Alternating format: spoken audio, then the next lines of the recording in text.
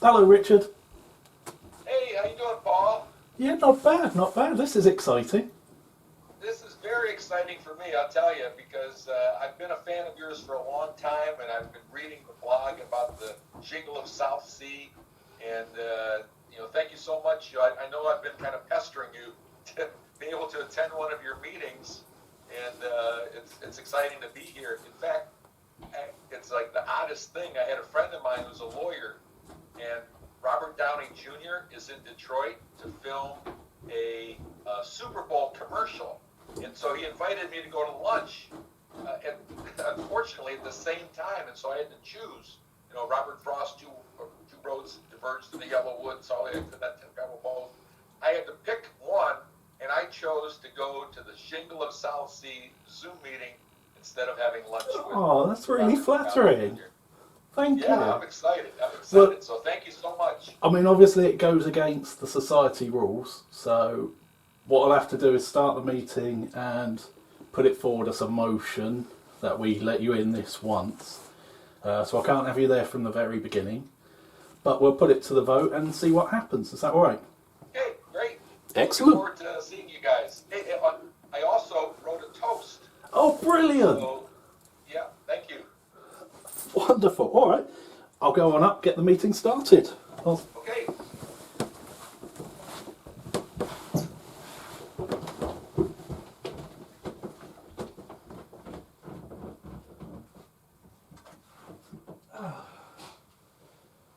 Okay, so this is the Shingle of Southsea meeting for the 4th of February.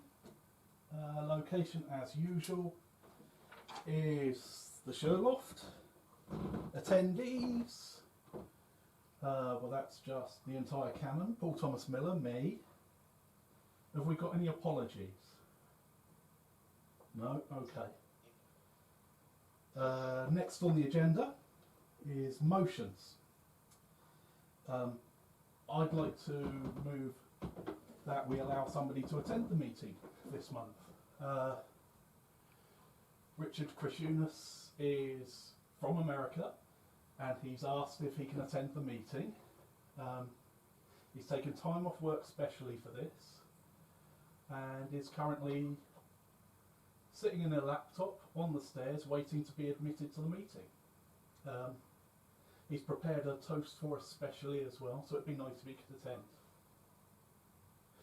Well, Paul, just to remind you, obviously non-members aren't allowed to attend Shingle's meetings, so we can't really let him come up. Well, I know that, but I was thinking that perhaps we could have a special vote, and on this one occasion maybe allow him in as a guest of honour. Okay, we'll take a vote. All in favour, say aye. All against, say nay. Nay. Okay, so he's not allowed in. Right, carrying on. Are we going to have a toast? No, I'm afraid we haven't prepared one this month. Okay. Got a toast.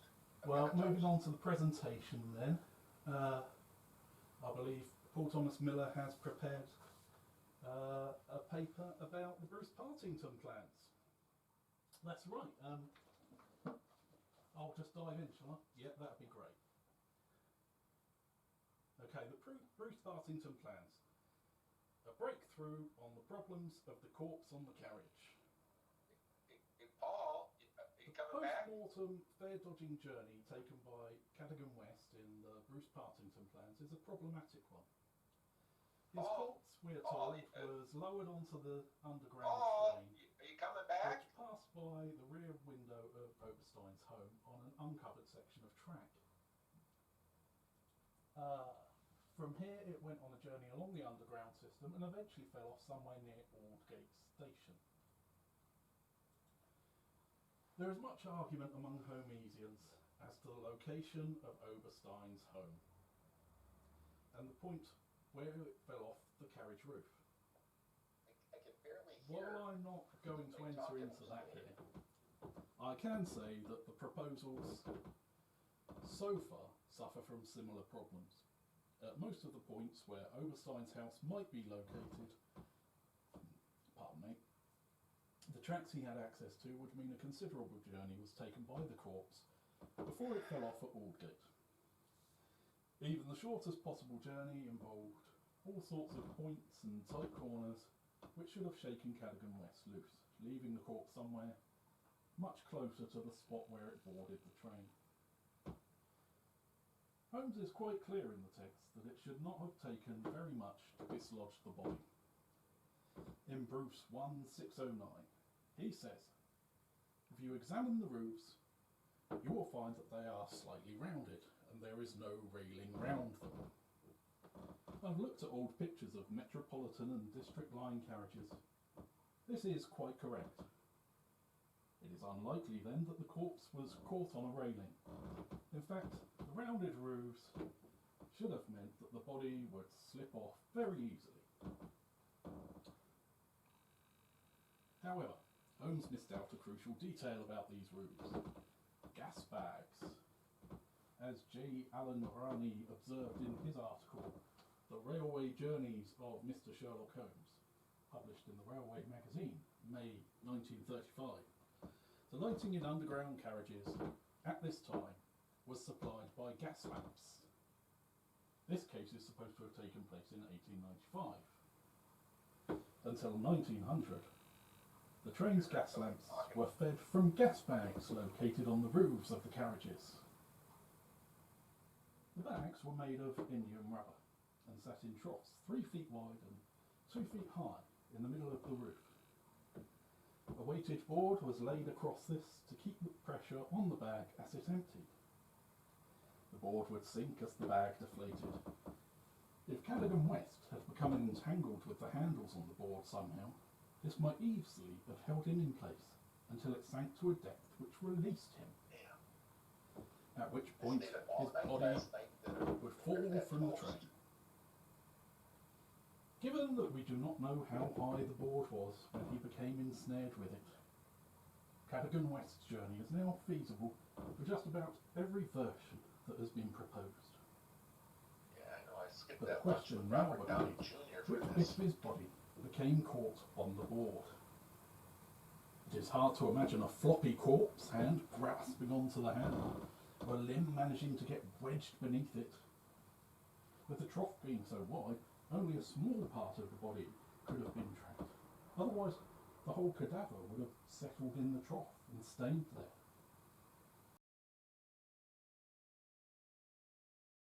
We must suppose that he was laying mostly out of the trough, with just a small part of his body attached to the board.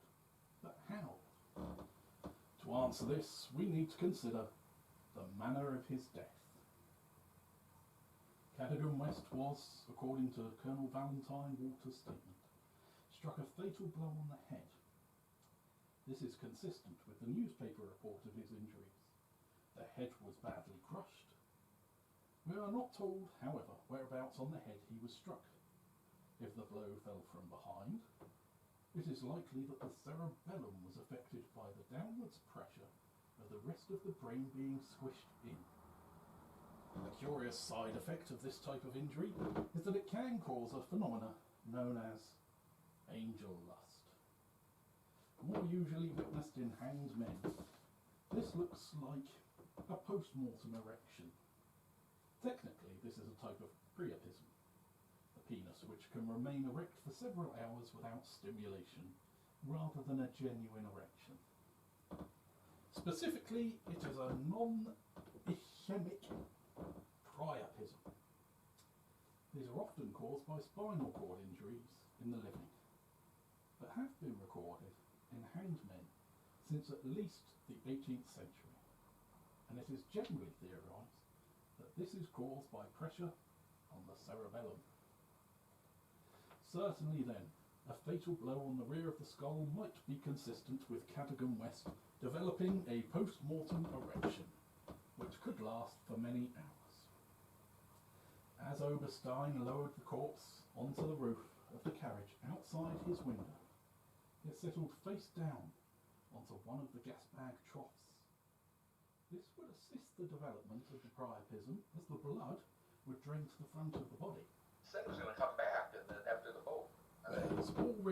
I don't know where he's gone. By now, the corpse had been attacked, dragged around Oberstein's home and scraped Paul! over a window ledge. Paul, The can you buildings hear are already me? beginning to suffer damage. Add to this Cadogan West's excessively tumescent priapism, and it is not surprising that it broke free of his trousers and became firmly lodged beneath the handle of the gas bag board. This anchored him to the roof of the carriage as the train rattled over many points and sped round tight corners. Eventually, though, somewhere near Aldgate Station, the board had sunk so low in the trough that with a gallant badoing, his member freed itself and the corpse began to slide off the roof, ready to be found at 6 on Tuesday morning. Thank you. Well, thank you, Paul, for that. That was a very good talk. We move on now to any other business. Does anybody else have anything that they want to bring up? No? No, is that it? Okay, in that case, we'll schedule the next meeting sometime early next month, but we'll get to that when we get to it. In the meantime, thank you. You can all leave. Okay, cheerio. No, cheerio to you.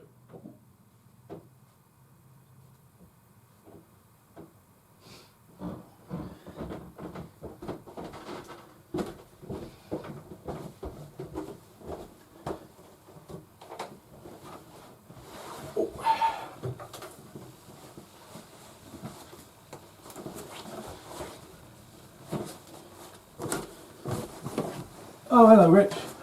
No, they said you couldn't come, so I'm afraid that's it. And the meeting's over now. So, see you later.